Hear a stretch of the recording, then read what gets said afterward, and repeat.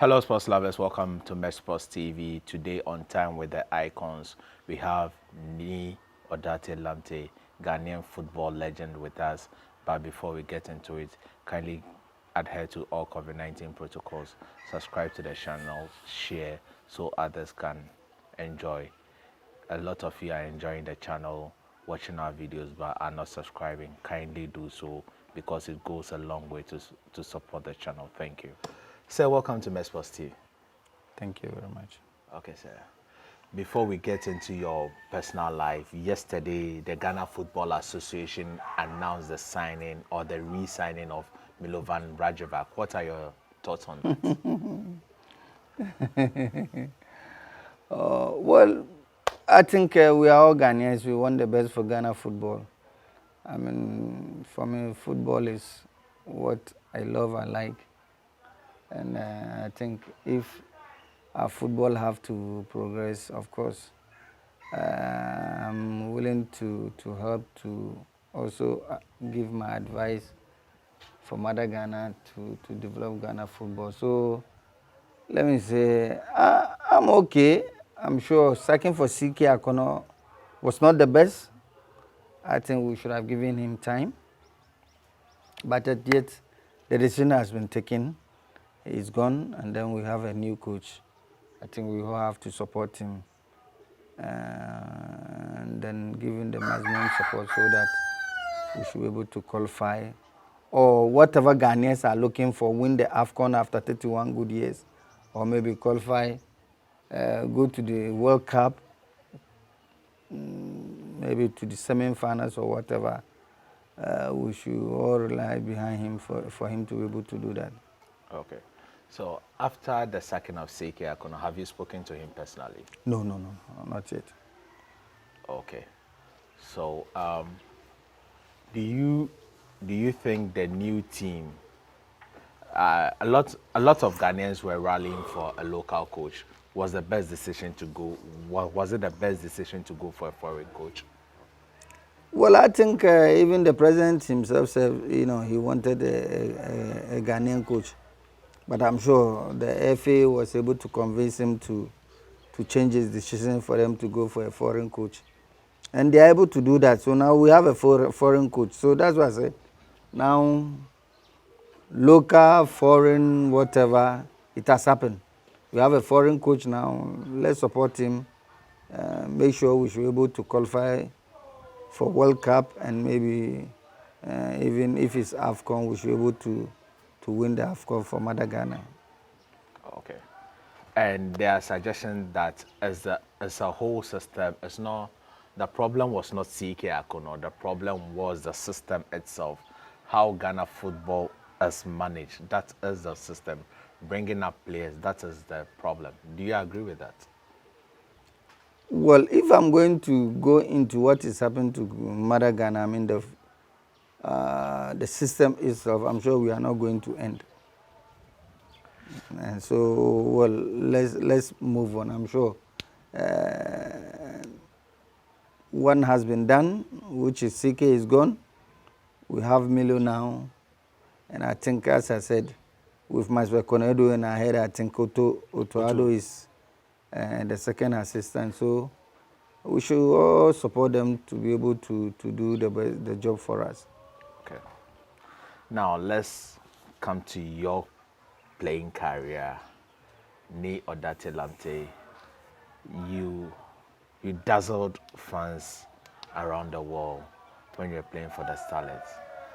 How was that feeling like, and achieving that height at that young age?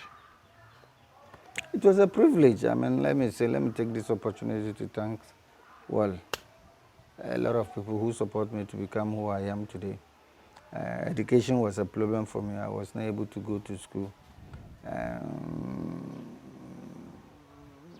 May their soul rest in peace. My father and my mom, I'm sure they wanted me to go to school. I quite remember my father, if I did not go to school, he would just take a belt and then just punish me and all that. At that time, I did not know what education means. But then, of course, now I know what education means. So Well, because football is what I wanted to play, I put everything in it, and I was able to succeed. So I started as a young age playing for a coast team called Kalum Stars, and then from then after I was not able to play. How do they call it? I was over the coast. I was able to sign for Kumasi Cornerstones under 20.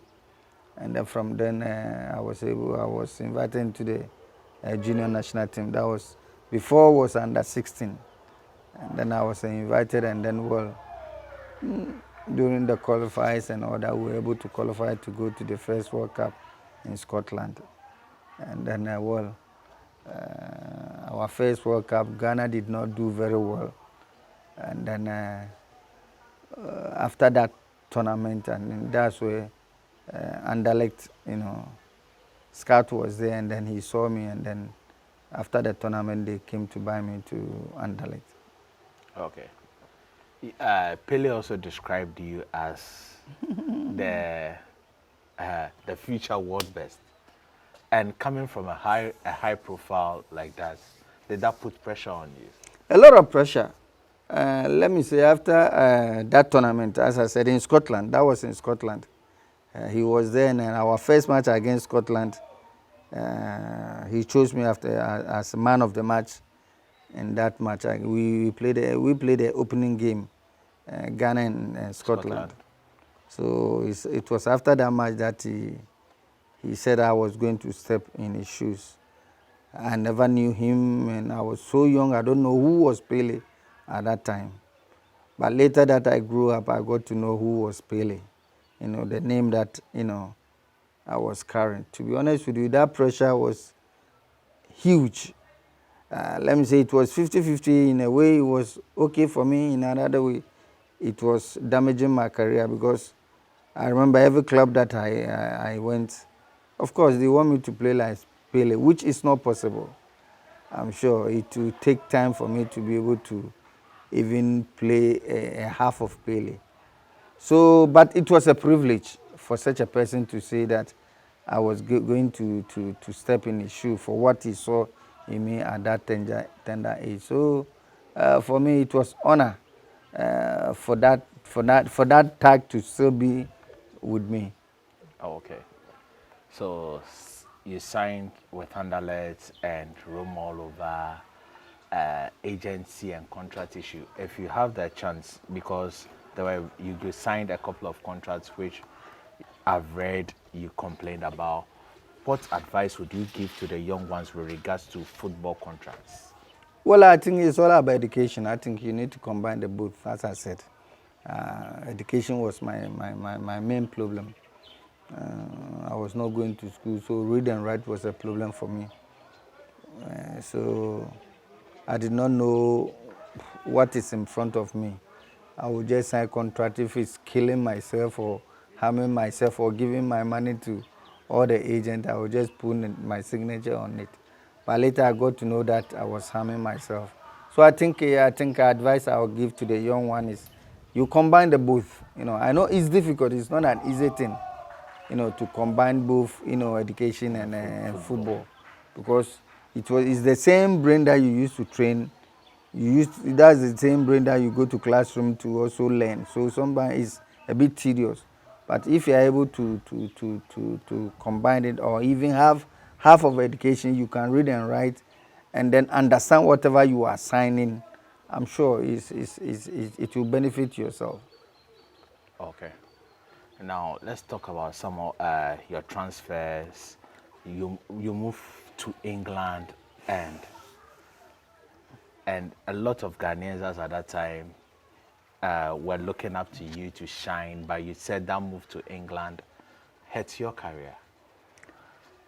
Yes, I think I went to England as a wrong time, to be honest with you. I'm sure now football in England has totally changed. I'm sure they can pass, they can possess the ball.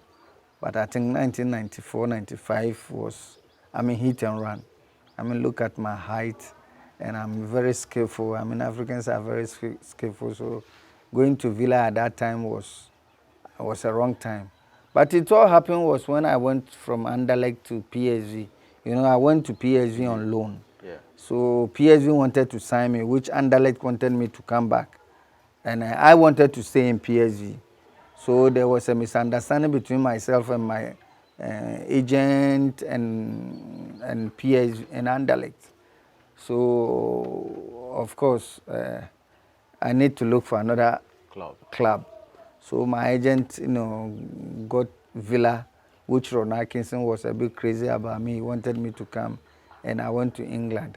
I mean, don't get me wrong. I'm very happy to play in England, which I think I was the first Ghanaian to play there before Tony Yeboah and Alex Nyako and all the rest, Sule Muntares and Mike Eisen played there. But then I think, as I said, I went there at a wrong time, you know, in my career. Okay. So Atkinson also took you to Coventry. Coventry. Oh, okay, then that means he was a big fan of your talent. Yeah. I mean, it all started with even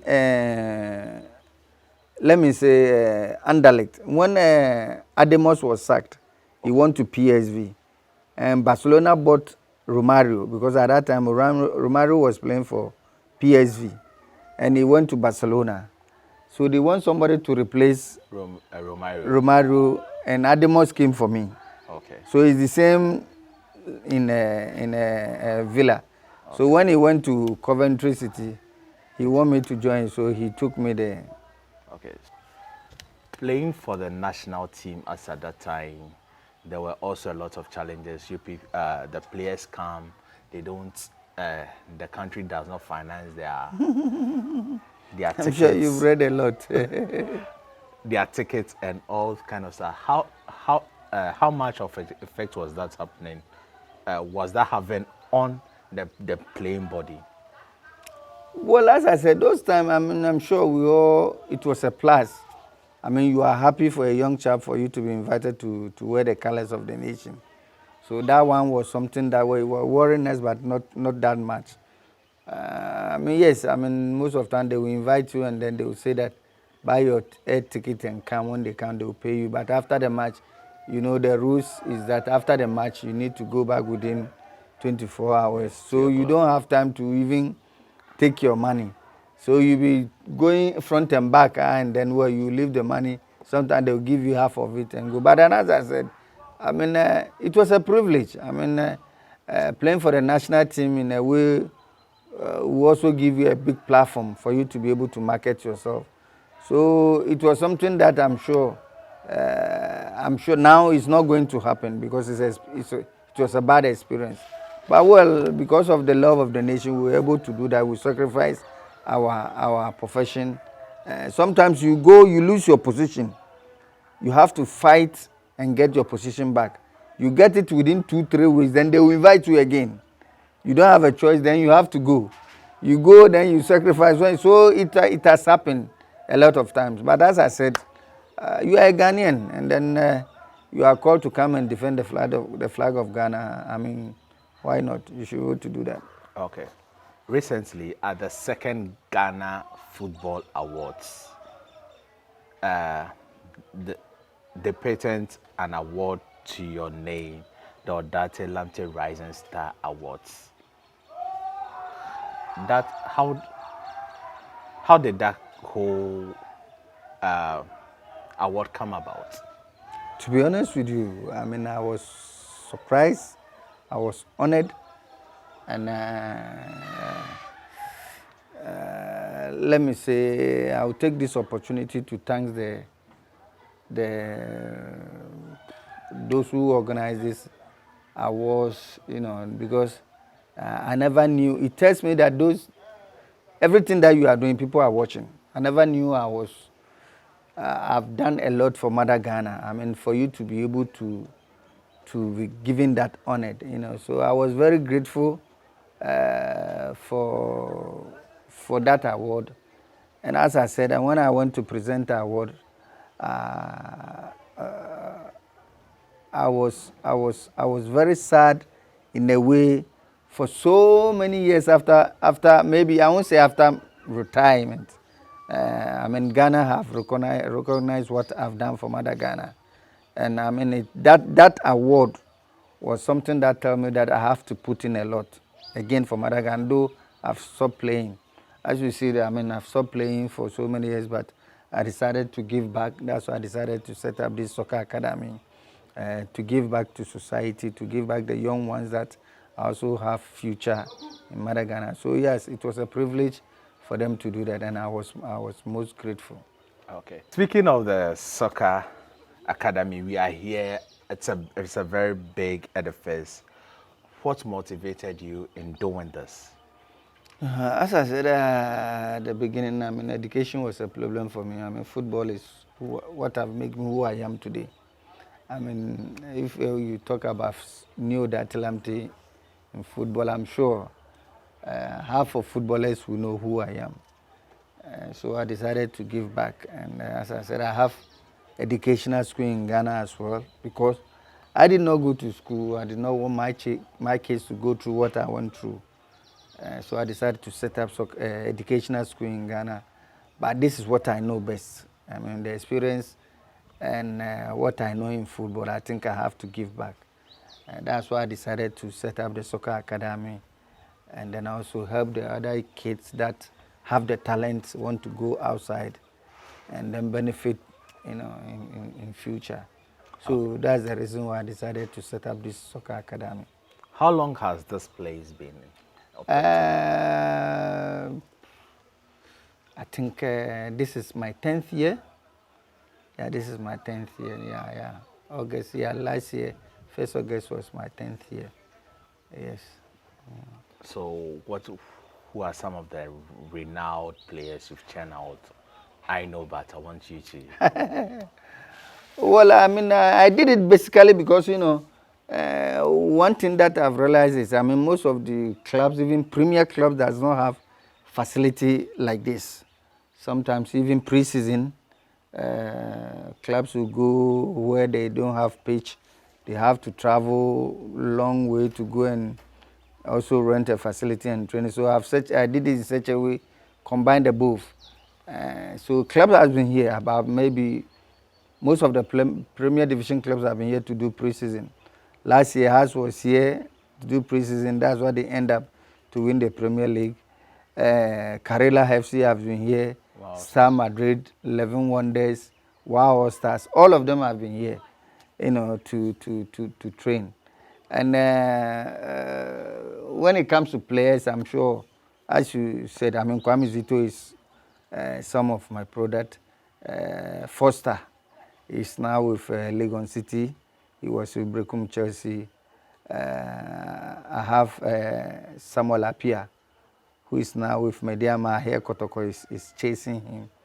And Mohamed Muntari, who is now in Qatar, for naturalized, playing for Qatar national team and all that. So, well, Baba Sule recently was with Elimina Sharks and all that. So, a lot of them, yeah. Okay. Seeing all these guys go through your tutelage, you are now like a father figure to them. How much pride do you take in their progress? Well, for me, it's a privilege to see, I mean, my product maybe making him outside there. I mean, at the end of the day, as I said, for me to be open doors for somebody and his family to have food on the table, for me, it's a plus for me, like somebody did for me. I mean, so for me, I mean, as I said, my door is always open for young ones, or to open doors for the young, because we have a lot of talent in Ghana here. But the problem is we are doing it at the wrong. We are not doing it at the right way. Like Europe. I mean, you end up all these parents investing in their ward at this tender age, combining both education and football. But here is the case. Sometimes with your talent, they will force you to finish the education before football, whereby then you end up wasting the talent. Because at the age of 8, 9, 10 years, when you see the talent, then you're supposed to develop it. it. But then when you get to maybe 2021 and you said you want me to, develop the talent, it's waste. So that's what we have to reverse and try to do it. So if you look at this Rashford and this Sterling, Foden, all that, they started at the age of this 7, 8 years. So this is what we have to do. I'm sure when we are able to do that, of sure we have a lot of talent. I think we are wasting a lot of talent. I'm not saying education is good, but then we should make sure we should be able to see the talent. If it's football, to combine the both and make sure we polish the football very well. But then sometimes we wait, but maybe the person has the talent as a footballer. But we wait when the person maybe 21, 22, after maybe even some people will come and there's a finished university. It's not that I want to play football. 23 years. Yes, there's nothing I can do. Nothing I can do. Okay. Okay. So, okay, I would come to that, but let me ask your thoughts. You have been a product of two systems, or you're a product of one system and you are grooming people for another. The core system and the academy system. What is the way forward for Ghana football? You see, it's simple as ABCD. I've been correct. I've been saying this thing. You see, those days when we are playing course, it's individual that have their money and passion to do course. Now that thing is no more there. I'm sure people don't have that kind of money to do that again. And most of the facility that we are using for playing course is no more there. So we are revising it now. Academy is the modern way football. When you go to Europe, all the Premier Division that I've been to, or all the teams that I've been to, they have youth team. You see? So the best way to do is that if the FA should be able to say that, okay, each coach team, or maybe we take 10 coach team in each region, then every season we'll give you 1,000 Ghana, or maybe 2,000. Is it 2,000, maybe 100 million or Ghana city. 10,000 or 20,000 Ghana to develop, to do that. Fine, but they can't do that. So like academy, you have Wafa, Right to Dream, myself, and we are using our own money to do this. So I think it's up to the FA to support the academies rather, to be able to develop the children very well with education. So you see, when you are coming to do this kind of argument, sometimes I find it difficult. Then course like 20 years ago now, it will be very difficult. There's no way people can do course like we used to play course. It can never happen. Because people have passion. There's different, you have passion. You like the job that you are doing, you want to develop. It's two different things altogether. Before, people have passion that they want to use, they were doing it for course. And were playing and the talent was there. Now you can't find it anymore. Okay.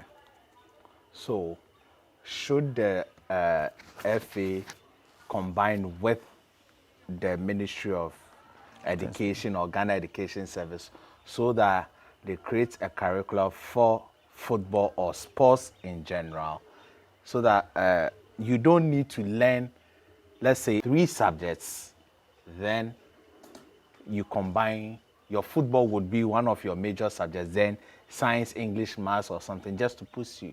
Would that be the best idea going forward? Fine, I don't want to go into, but maybe this is my philosophy. I'm sure some people will bring their award or their player and say that my kid said you won't go to school, you want to play football. I will assess you. If the talent is there, of course, then I'll add the education. I'll make sure no matter what, you finish the education, JHS, so you can read and write. So I'll combine the two. Okay. But I could see clear that it's 90% football. This is your talent God has given you. I can't take that thing away from you.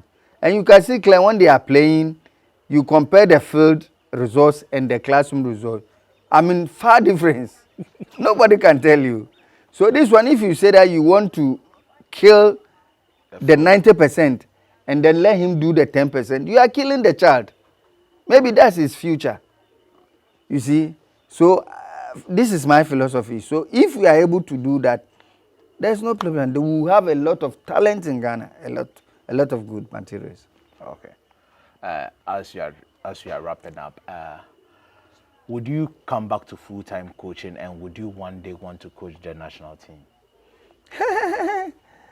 Well, the senior national team, I don't know for now, but then, as I said, my door is open for all the junior national teams. I mean, why not? I mean, I've seen it, I've done it, I have experience over there, so my door is open for that. And yes, when it comes to coaching, as I said, I mean, I started with secondary 11 wise, and then after secondary 11 wise, I started my soccer academy. I've been coaching most of these guys, or these players that they are outside now. I'm the one who coached them. I have my CAF A licenses already. I did my theory and practical in Germany and China. And then, I mean, next week I'm going to do my refresh course in Pram, you know, for the CAF A license. So, yes, my door is always open for any juvenile national team that come my way. Okay.